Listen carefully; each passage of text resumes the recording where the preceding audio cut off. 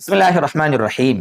محترم و مکرم سامعین گرامی، شب برات کی آمد ہوتی ہے نا تو ایک مسئلہ کثرت سے پوچھا جاتا ہے کہ اس رات میں قبرستان جانے کا کیا مسئلہ ہے۔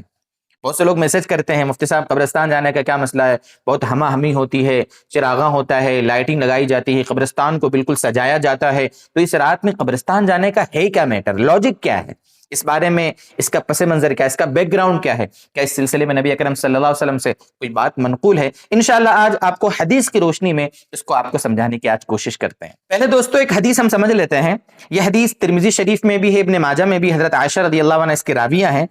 میں آپ کے سامنے اس کا ایک جملہ عربی میں نقل کرتا ہوں، پوری عبارت پڑھتا ہوں، اس کو سمجھنا آپ۔ حضرت عائشہ فرماتی ہیں ام المؤمنین رضی اللہ تعالیٰ عنہ کہ فقدت رسول اللہ صلی اللہ علیہ وسلم لیلتن، کہ ایک رات میں نے رسول اللہ صلی اللہ علیہ وسلم کو اپنے بستر پہ نہیں پایا۔ جب میری آنکھ کھلی تو میں نے دیکھا کہ اللہ کے نبی صلی اللہ علیہ وسلم تو موجود نہیں بستر پر، تو میں نکلی باہر تلاش کرتے ہوئے، دیکھا آپ صلی اللہ علیہ وسلم جنت البقیع میں ہیں، اور وہ رات شب برات تھی۔ اس رات نبی اکرم صلی اللہ علیہ وسلم حضرت عائشہ رضی اللہ عنہ کے گھر میں آرام فرما رہے تھے، لیکن حضرت عائشہ رضی اللہ عنہ کی آنکھ لگ گئی، آپ صلی اللہ علیہ وسلم باہر تشریف لے گئے۔ حضرت عائشہ رضی اللہ عنہ آپ کو تلاش کرتے ہوئے پہنچی، آپ جنت البقیع میں تھے۔ لمبی روایت ہے، اس میں نبی اکرم صلی اللہ علیہ وسلم نے جو جملہ فرمایا وہ قابل غور ہے۔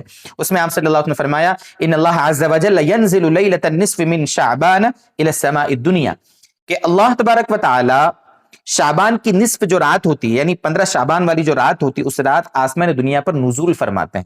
آسمان دنیا پہ نزول فرمانے کا مطلب یہ ہے کہ اللہ کی رحمت خاصہ بہت زیادہ بندوں کی طرف، اپنی مخلوق کی طرف متوجہ ہوتی ہے، اور اس میں ہے آپ نے فرمایا آگے فَيَغْفِرُ لِأَكْثَرَ مِنْ عَدَدِ شَعْرِ غَنَمِ كَلْبٍ، اور پھر آپ صلی اللہ علیہ وسلم نے فرمایا کہ اللہ تبارک و تعالی کی رحمت متوجہ ہو کر قبیلہ بنو کلب کی بکریوں کے جسموں پر جو بال ہے نا، ان کی تعداد کے برابر انسانوں کی اس دن اللہ بخشش کر دیتا ہے، یعنی اس رات میں۔ یہ آپ صلی اللہ علیہ وسلم نے فرمایا۔ خیر، پتہ چلا بڑی برکت والی رات ہے شب برات، اور اس میں اللہ تعالیٰ کی طرف سے بخششوں کی بارش ہوتی ہے، لیکن یہاں جو قابل غور بات ہے اس میں آپ دیکھ رہے ہیں، آپ صلی اللہ علیہ وسلم قبرستان تشریف لے گئے، اور وہ رات شب برات تھی، 15 شعبان کی جو رات ہوتی وہ والی رات تھی۔ حضرت عائشہ رضی اللہ عنہ کی روایت سے سمجھ میں آیا، پتہ چلا آپ صلی اللہ علیہ وسلم قبرستان تشریف لے گئے شب برات میں۔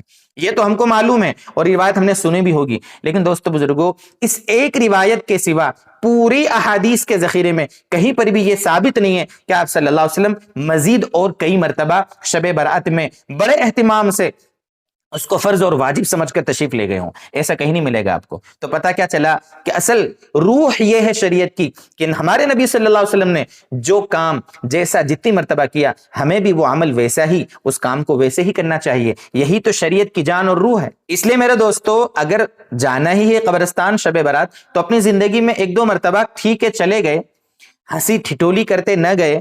آج کل ماحول اللہ معاف فرمائے، ٹھیک ہے، ترغیب دینے والے بھی ایسی ترغیب دیتے ہیں کہ گویا قبرستان جانا اس رات کا کوئی خاص عمل ہے۔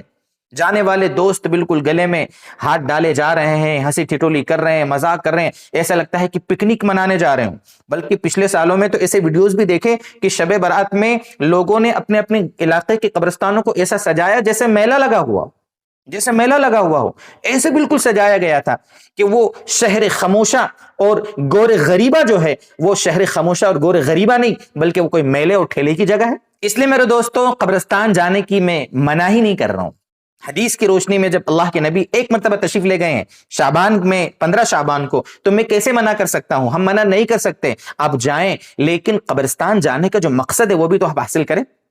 آخرت کی یاد تازہ ہو، موت کی فکر آئے، مرنے کے بعد ہمیں یہاں آنا ہے، اس کی یاد تازہ ہو، یہ مقصد ہے قبرستان جانے کا۔ دلوں میں نرمی ہمارے پیدا ہو، آخرت کی طرف ہمارا میلان ہو، عبادتوں میں ہمارا دل لگے، نیکیاں کرنے کا ہمارے اندر جذبہ پیدا ہو، یہ سب مقاصد ہیں قبرستان جانے کے۔ میرے دوستو، یہ سب میلے ٹھیلے کا ماحول بنانا قبرستانوں میں کہاں درست ہے میرے دوست؟